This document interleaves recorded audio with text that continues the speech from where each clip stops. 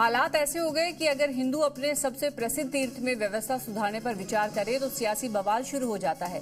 Tirumala Tirupati Devasthanam board की तरफ से सिर्फ हिंदू वाला प्रस्ताव क्या रखा गया, ओवैसी भाईजान ने इसे वक्फ कानून से जोड़कर सियासी बखेड़ा खड़ा कर दिया और कहा कि जब मंदिरों में हिंदू ही सदस्य बनाए जा रहे हैं तो फिर मोदी सरकार वक्फ बोर्ड में गैर मुसलमानों को क्यों बैठाना चाहती है। टीटीडी भी हिंदू धर्म का एक बोर्ड है। Andhra Pradesh Hindu endowment charitable purpose का बोर्ड भी हिंदू धर्म के लिए है। वक्फ बोर्ड भी जो है वो मुस्लिम धर्म के लिए है। अब जब वक्फ बोर्ड की बात आ रही है तो आप उसमें बोल रहे हैं कि नहीं मुसलमान नहीं नॉन मुस्लिम बनेंगे। उधर ओवैसी के बयान पर बीजेपी के राष्ट्रीय महासचिव दुष्यंत गौतम ने पलटवार किया। उन्होंने कहा ओवैसी हर चीज में हिंदू मुस्लिम ढूंढते हैं। हिंदू मुसलमान हर चीज में हिंदू मुसलमान ढूंढते हैं।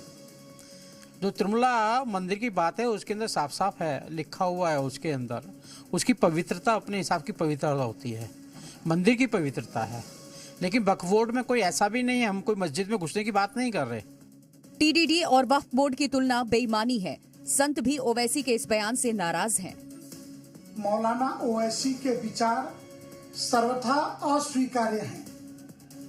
हमारे मंदिरों में गैर हिंदू कर्मचारी कैसे हो सकते हैं? तो वक्फ बोर्ड कोई मस्जिद नहीं है, उनके पवित्र स्थल नहीं है। यानी भाईजान को पवित्र स्थल और वक्फ बोर्ड का फर्क अब संत समाज समझा रहा है, लेकिन ओवैसी को तो इसमें सिर्फ सियासत सूझ रही है और वो वक्फ बोर्ड में गैर मुसलमानों के खिलाफत की वकालत में अदालत खोल बैठे हैं। बटेंगे तो कटेंगे, एक सियासी नारा जिसने कई दलों की नींद उड़ा दी तो कई दलों को अपनी सच्चाई याद दिला दी। अब AIMIM के यूपी अध्यक्ष शौकत अली भी मुसलमानों को एकजुट करने के लिए इसी नारे का इस्तेमाल करने में जुट गए। मुरादाबाद में उन्होंने मुस्लिम समाज के बंटने और उसके नुकसान गिनाए। मुसलमान बटेगा तो कटेगा, बढ़ गया मुसलमान, कट गया मुसलमान। शौकत अली यही नहीं रुके, उन्होंने आगे विस्तार से मुस्लिमों को बताया कि बंटने के कितने नुकसान हुए, कितने हो सकते हैं।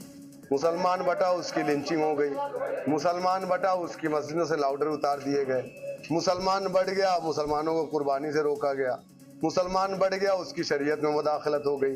दरअसल ओवैसी ने दूसरे दलों के साथ मिलकर PDM मोर्चा बनाया है, जिसमें 3 सीटों पर ओवैसी के कैंडिडेट सपा का गेम बिगाड़ रहे हैं और भाईजान के नेता फिलिस्तीन की याद दिलाकर वोट मांग रहे हैं। आप चाहते हैं कि आपके जो कार्यकर्ता हैं वो फिलिस्तीन को फॉलो करें और उस पर संघर्ष करें, क्या? यकीनन हिंदुस्तान में भी अगर हमारे उलमा ने, हमारे बड़ों ने अगर संघर्ष ना किया होता तो शायद कि आज हिंदुस्तान भी आजाद ना होता।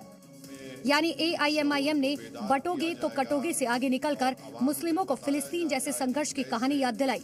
तय है, नजर मुस्लिम वोट बैंक पर है, लेकिन सपा और AIMIM के बीच फंसे मुस्लिम वोटर अगर बटेंगे नहीं तो किसका गेम बिगाड़ेंगे, ये बड़ा सवाल है।